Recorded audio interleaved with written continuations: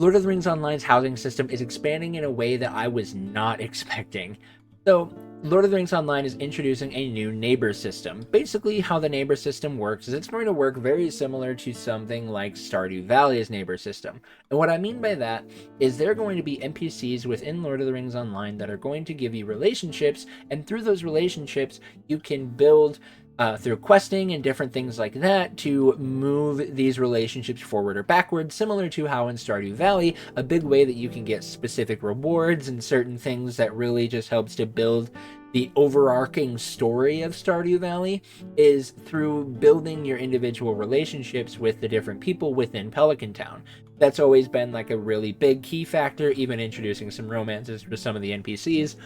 But that's all on Stardew Valley. We're going to talk about Lotro now.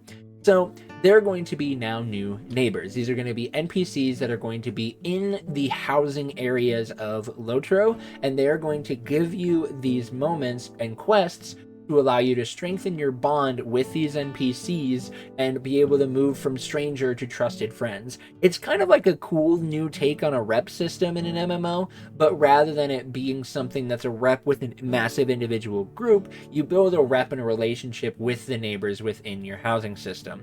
So this is something that's really cool. On the Lotro forums, they really kind of dove into this even deeper. As your friendship deepens, your neighbor can invite you into their personal story instances, revealing more about who they are, what makes them unique, and why they sought you out in the first place. Along the way, you will uncover new insights into their likes, dislikes. You may even discover a secret dream hidden deep within their heart.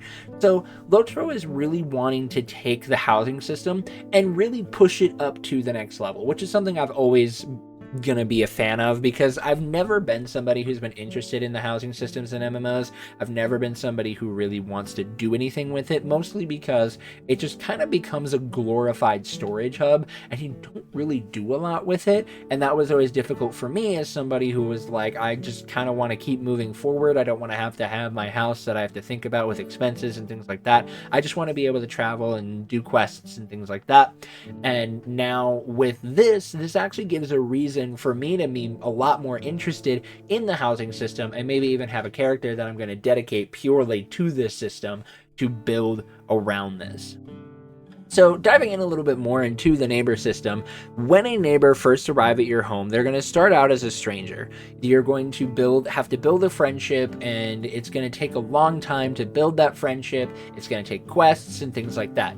Every single day within Lotro, there's going to be a mission board within the neighborhood that offers a selection of 5 neighbor missions.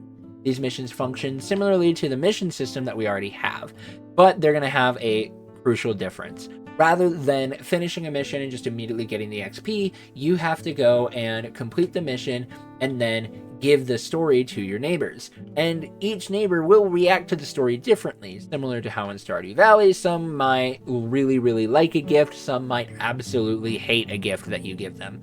There's a ton of different ways that this is going to be used, and I do genuinely think this is going to be a really cool way to not to continue to flesh out the housing systems, build some more relationships in that regard, especially because, too, looking into Tolkien's lore, that's always been such a big point. Hobbits themselves spend so much time sitting around a table at the Green Dragon, sharing stories of their days, talking about their lives, talking about things they like, things that they don't like, and in other races, that's also a very key factor. The Council of Elrond was just a meal that happened because everybody came together all around the same time, ended up in this council, and then talked about the grand adventure that was to come between Frodo and the Ring.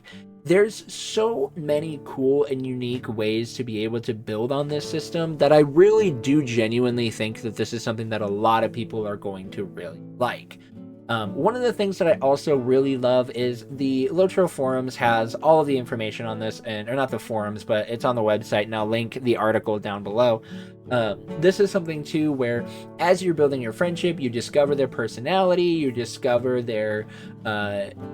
pretty much everything about them, things about they like about home, or if they're an adventurous person that really wants to go out and travel. You can really just build these complete and deep relationships with these characters that I do really think, especially for our roleplay players within Lord of the Rings Online, they're really going to love having these NPCs that they can build and they can really build this true and deep story with them. I know that's something I'm really looking forward to, because I've always loved wanting to have deep emotional relationships with characters and see them all continue to grow and just be like, see myself fit more into the world. You know, that's always kind of one thing that I really want from games, is making it feel like what I'm doing matters.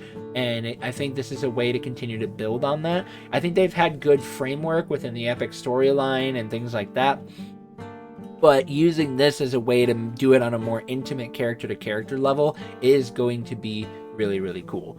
Now, this is something too that they are going to really continue to expand upon, and as you continue to look forward and build these relationships, they're going to be able to give you gifts, some unique currencies, things like that. It's just all going to continue to build into this really cool system, and I think it's going to make the neighbors look, the neighborhoods specifically in Lotro, look just so much more lively, so much more real, and make them not just feel like these are just a empty housing lot for people.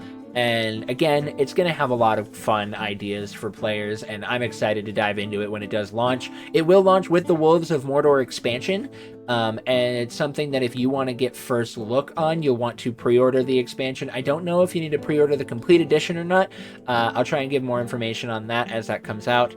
But Wolves of Mordor does launch at the end of 2026. Again, I will also give information on the release date as soon as we have as much information as possible. I will try and keep everything up to date with all of the new stuff coming out in Lotro, even though I'm super far behind in anything, and I'm like level 62, I think, or 63. I don't remember exactly what it is. But either way, that's going to be it for this video. I hope you guys enjoyed a look into the neighbor system and just seeing what SSG are going to be cooking up with this system. I know I am very excited, and I hope you guys are as well.